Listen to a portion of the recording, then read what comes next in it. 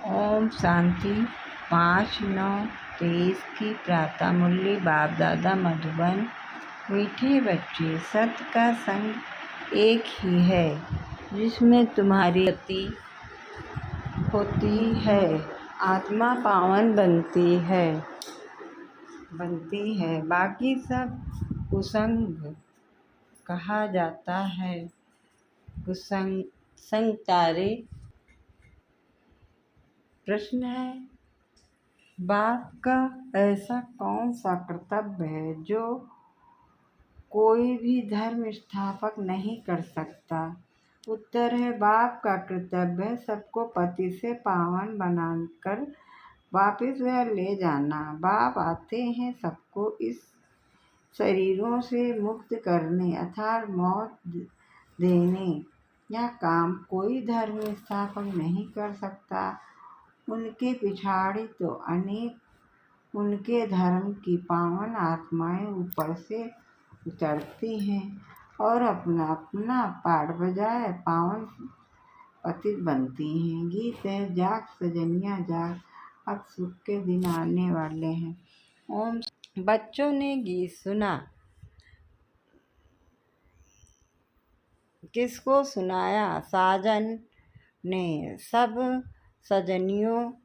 सब है सजनियाँ जिसको भक्तियाँ कहा जाता है। भगवान एक है जिसको भक्त याद करते हैं तो उसको कहा जाता है साजन। भक्त कहने से मेल अथवा फीमेल दोनों उसमें आ जाते हैं तो सब हो गई सीताएं। एक राम है। भक्त उस भगवान को कहा जाता है। परम पिता परमात्मा लौकिक बाप को परम पिता नहीं कहेंगे। वह है लौकिक शरीर देने वाला परम पिता है परम धाम में रहने वाला सब आत्माओं का पिता। हर एक मनुष्य को दो बाप हैं, एक लौकिक दूसरा पारलौकिक बाप। लौकिक बाप का जन्म वर्षा अलग होता है। हर एक जन्म में बाप अलग अलग रहते हैं। तुम विचार करो कितने जन्म लेते हैं, कितने बाप मिलते होंगे।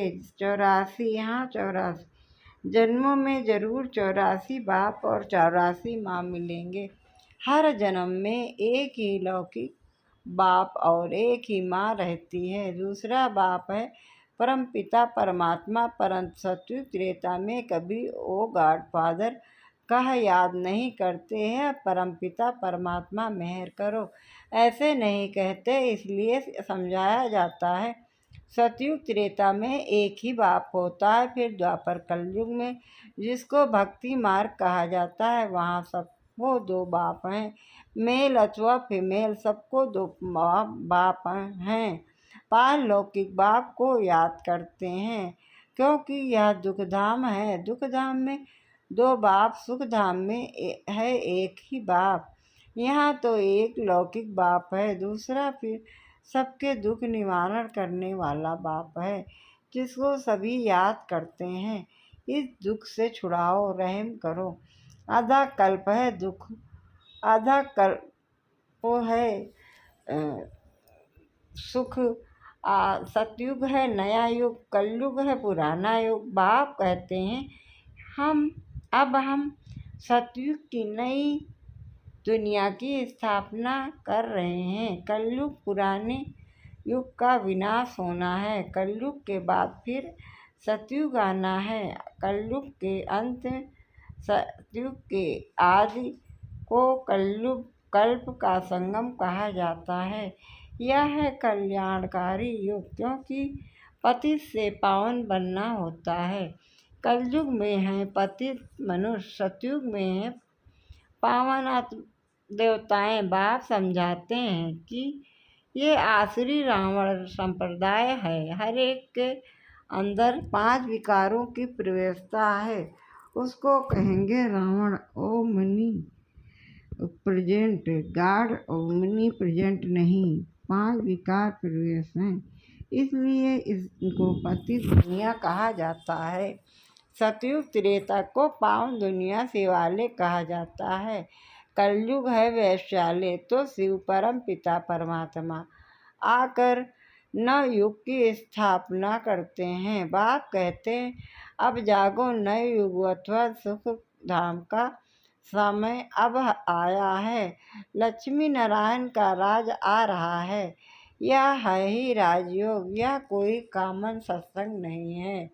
एक होता है सत्संग, दूसरा होता है झूठा संग कुसंग। सत्य का संग तारे, कुसंग भोरे। सत्य तो एक ही बाप है, उनको कहते हैं पतित पावन आओ, और आधा कल आकर पावन बनाते हैं आधा कल्प के लिए। फिर माया रावण आकर आधा कल्प पतित बनाती है। ऐसे नहीं, बाप ही पतित बनाते हैं। अभी है ही रावण राज, जब तक सत्य बाप न आए तब तक सत्य नहीं, सब जो है झूठ। संग अथवा कुसंग, तुम हो सीताएं, तुम भक्ति करती हो, समझती हो भक्ति का फल भगवान आकर देंगे तो जरूर, जब भक्ति का समय समाप्त होना होगा तब तो आएंगे ना। आधा कल्प है ज्ञान की प्रारब्ध और आधा कल्प है भक्ति की प्रारब्ध। अभी तुम पुरुषार्थ कर रहे हो भगवान की श्रीमत पर। भगवान एक होता है, वह निराकार परम पिता परमात्मा, आत्माओं का बाप। वह आते ही हैं संगम पर। द्वापर कलयुग को भक्ति कांड कहा जाता है। सतयुग त्रेता को ज्ञान कांड कहा जाता है। ज्ञान है ही ज्ञान सागर। परम पिता परमात्मा के पास शास्त्रों का ज्ञान कोई ज्ञान नहीं। अगर उनमें ज्ञान होता तो सदगति होती। भारत जो हीरे जैसा था अब है नहीं, फिर बाप बनाते हैं। तुम अब हीरे जैसा बन रहे हो, तुम्हारा जीवन पलट रहा है। आत्मा दैवी गुण धारण कर रही है। यूँ तो मनुष्य बैरिस्टर, इंजीनियर, सर्जन आदि बनते हैं, बाकी मनुष्य को देवता बनना यह परमपिता परमात्मा ज्ञान सागर का कर्तव्य है। उनको ही ट्रुथ कहा जाता है। वही सच बतलाते हैं, अर्थात सचखंड की स्थापना करते हैं। बाकी सब हैं झूठ बोलने वाले, झूठ खंड की स्थापना करते हैं, रावण की मत पर चलते हैं। तुम श्रीमत से श्रेष्ठ बनते हो। नए युग में भारत नया था, वर्ल्ड ऑलमाइटी अथॉरिटी कहा जाता था। लक्ष्मी नारायण का राज था, उन्हों को किसने यह राज भाग दिया। जरूर जो स्वर्ग की स्थापना करने वाला होगा, अभी वह वर्षा गंवाया है। 84 जन्म लेकर अब फिर चक्र पूरा होता है, सबको वापिस जाना है। लिबरेटर एक ही बाप है, वही लिबरेट कर सबको ले जाते हैं, इसलिए उनको कालों का काल कहा जाता है। बाप कहते हैं अब तुम्हारे 84 जन्म पूरे हुए, अब वापिस चलना है। यह सृष्टि का चक्र कैसे फिरता है, सो बाप बैठ समझाते हैं, अर्थात त्रिकालदर्शी बनाते हैं। तीनों कालों, तीनों लोकों, तीनों कालों की नाली देते हैं। वही पतित पावन ज्ञान सागर बीज रूप है, उनसे ही सचखंड का तुमको वर्षा मिलता है। यहाँ तुम आए हो परम पिता परमात्मा से वर्षा लेने के लिए, जो स्वर्ग की स्थापना करने वाला है। तुम जानते हो हम ही स्वर्ग के मालिक बनेंगे। सतयुग के लक्ष्मी नारायण आदि को कहा जाता है डीटी रिलीजन। वह है श्रेष्ठ धर्म, उन्हों का धर्म भी श्रेष्ठ है तो कर्म भी श्रेष्ठ है। वहाँ भ्रष्टाचारी कोई नहीं रहते। द्वापर कलयुग में फिर एक भी शिष्टाचारी नहीं रहते। बाप को भूलने के कारण ही बुरी गति होती है। फिर बाप आकर पतित से पावन बनाते हैं। धर्म स्थापक कोई पतित से पावन बनाने नहीं आते। पतित पावन तो एक ही बाप है, वही सच्चा गुरु है। बाकी वह तो आकर अपना धर्म स्थापन करते हैं। ऊपर से पावन आत्माएं आती हैं, फिर पतित बनती हैं। इस समय सब पतित हैं। सबको पावन बनाना बाप का ही काम है। वही पतित पावन है। गुरु नानक ने भी उस सदगुरु की महिमा की है। इस पुरानी दुनिया के विनाश के लिए ही यह महाभारत लड़ाई है। बाकी ऐसे नहीं। तुमको लड़ाई के मैदान में ज्ञान देते हैं। ज्ञान के लिए तो एकांत चाहिए, साथ रोज भट्टी में रहना पड़े। बाकी है तो है भक्ति की सामग्री। भक्तों में कोई बड़े तीखे तीखे होते हैं। रुद्र माला भी है तो भक्त माला भी है। वह है भक्तों की माला, यह है ज्ञान की माला। ऊपर में शिव, फिर युगल गाना, फिर है उनकी वंशावली। जो माला मनुष्य सिमरते हैं, राम राम करते रहते हैं, क्योंकि दुखी हैं। रावण संप्रदाय राम को याद करते हैं कि आकर अपना बनाओ। अभी तुम ईश्वरी गोद में आए हो। वास्तव में सब आत्माएं परमपिता परमात्मा की संतान है। मनुष्य सृष्टि प्रजापिता ब्रह्मा की संतान है। प्रजापिता ब्रह्मा द्वारा मनुष्य सृष्टि रची है।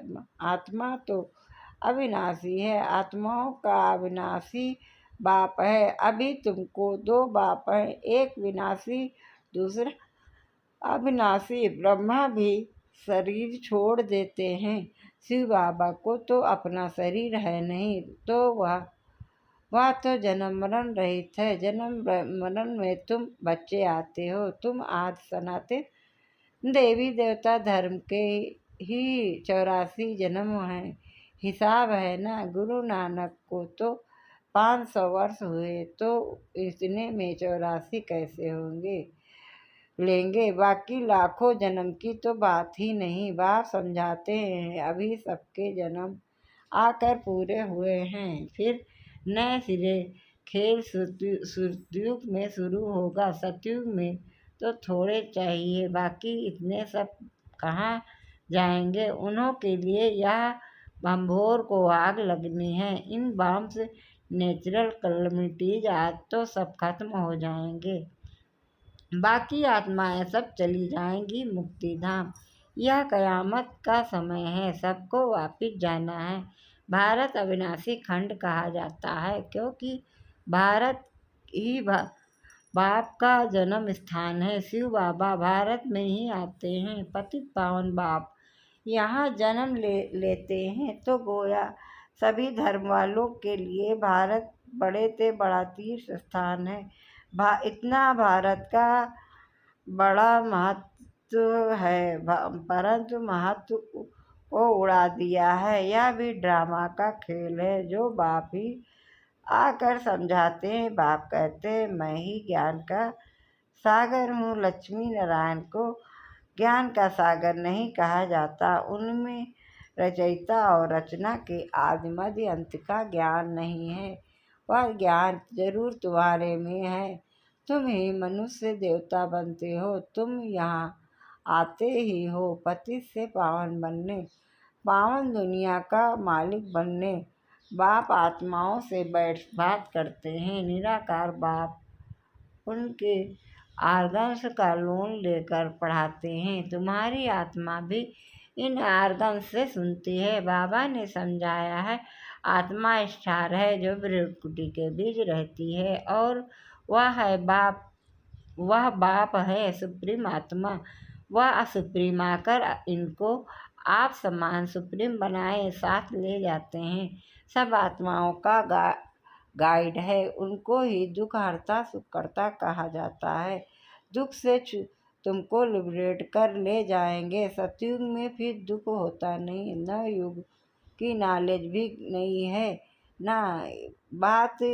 यह बातें मनुष्य ने कभी नहीं सुनी है। भले अच्छे और बुरे मनुष्य हैं, परंतु हैं सब पतित। तब तो गंगा पर स्नान करने पावन बनने जाते हैं। गंगा पतित पावनी नाम रख दिया है। वास्तव में पतित पावन तो बाप को कहा जाता है। पतित दुनिया के बाद फिर पावन दुनिया की स्थापना होती है। सतयुग को वाइसलेट वर्ल्ड कहा जाता है और वह साइलेंस इनकारपोरियल वर्ल्ड। आत्माएं यहाँ आकर पाठ बजाती हैं।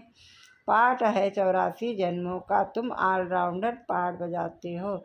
यह है बना बनाया ड्रामा, हर एक में अपना अपना पाठ अविनाशी है, वह कभी मिटता नहीं है। तुम 84 जन्म भोगते रहेंगे, चक्र का आदि अंत नहीं है।